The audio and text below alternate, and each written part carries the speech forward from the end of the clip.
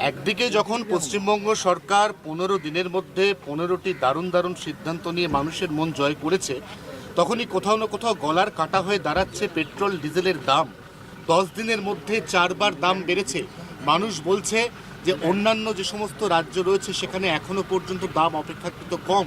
এই রাজ্যে কবে প্রত্যাহার হবে পেট্রোল এবং ডিজেলের অতিরিক্ত সেস, এটা জানতে চাইছেন রাজ্যের মানুষ। সবই হবে, সময়ে ক্রাইসিস চলছে। এখন তেল কোম্পানিগুলো ক্ষতিতে চলছিল, তাই কেন্দ্র সরকার দাম বাড়াচ্ছে। সারা বিশ্বের দিকে একটু তাকালে বুঝতে পারবেন কী পরিস্থিতি হচ্ছে। পেট্রোলই পাওয়া যায় না, রাত জেগে জেগে লোকে নেয়। এখন অ্যাভেলেবেল আছে, কিন্তু অয়েল কোম্পানিগুলো বহুদিন ধরে ক্ষতি স্বীকার করে চালাচ্ছিল, তাই তাদেরকে একটুখানি তো সুযোগ দিতে হবে, নাহলে কোম্পানি বন্ধ হয়ে যাবে। আর পশ্চিমবাংলা সরকারও সব রিভিউ করছে।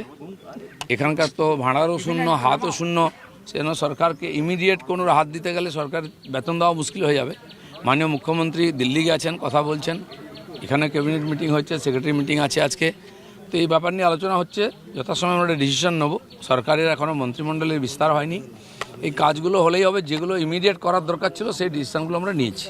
প্রাক্তন মুখ্যমন্ত্রী কালকে একটি ফেসবুক লাইভ করে বলেছেন, যদি ঠিক মতো ভোট হতো তাহলে আমরা 220 থেকে 230টা আসন নিয়ে আবার ক্ষমতায় ঠিক মতো ভোট হলে কি হয় ফল তা দেখে নিন একবার। আর এসব গল্প দিয়ে আর মিথ্যা কথা বলে লোককে বোকা বানাবেন না। এখন ফেসবুকে লাইভ করতে হচ্ছে কেন? আগে তো মিডিয়াতে লাইভ করছেন, কারণ মিডিয়া আপনার কাছে যাচ্ছে না। আর অভিষেক বন্দ্যোপাধ্যায়ের কে দেওয়া যে কলকাতা পুরসভার সময়সীমা, বেআইনি অংশ ভেঙে দেওয়ার এই সময়সীমা আজকে তার লাস্ট ডেট শেষ হয়ে যাচ্ছে।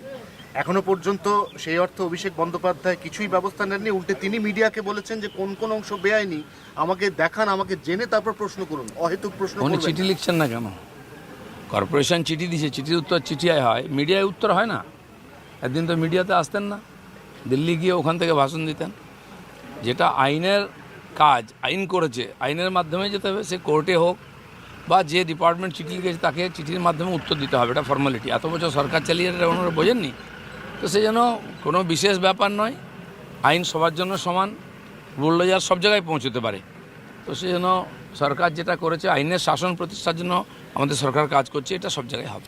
দেবাংশু ভট্টাচার্য বন্দ্যোপাধ্যায় যে সময় চেয়ে নিয়েছিলেন, তাহলে কি তার দম্ভ অহংকার চূর্ণ হলো? দেখা যাক, সেটা আমি জানি না। অহংকারের প্রশ্ন নাই, আইন আইন। খাতায় কলমে তার দেবাংশু নামে কোনো বাড়ি নেই। ভট্টাচার্য একটা ফেসবুক পোস্ট করেছেন। তিনি বলছেন যে নতুন সরকার এলো, কারো চাকরি তো হলো না, উল্টে একের পর এক উচ্ছেদ এবং বুলডোজারে প্রায় 2 লক্ষ মানুষ তারা কর্মসংস্থান হারিয়ে ফেলল। উনি যেটা বলেননি, ওনাদের কয়েকশো নেতার চাকরি চলে গেছে, যারা বিভিন্ন ডিপার্টমেন্টের মাথায় বসে কামিয়ে খাচ্ছিলেন। সেটা আমরা শেষ করেছি। কয়েকশো রিটায়ার্ড অফিসারকে লক্ষ লক্ষ টাকা বেতন দিয়ে পোষা হয়েছিল, কোনো কাজ ছিল না, সেগুলো চাকরি চলে গেছে। চাকরি হতে সময় লাগে। এটা টিএমসি নাকি দাঁড়িয়ে বললে এদেরকে চাকরি দিতে, ওকে চাকরি দিয়ে দে। এই সিস্টেম পাল্টে গেছে। যা হবে সিস্টেম অনুযায়ী হবে, যথাসময়ে চাকরি হবে।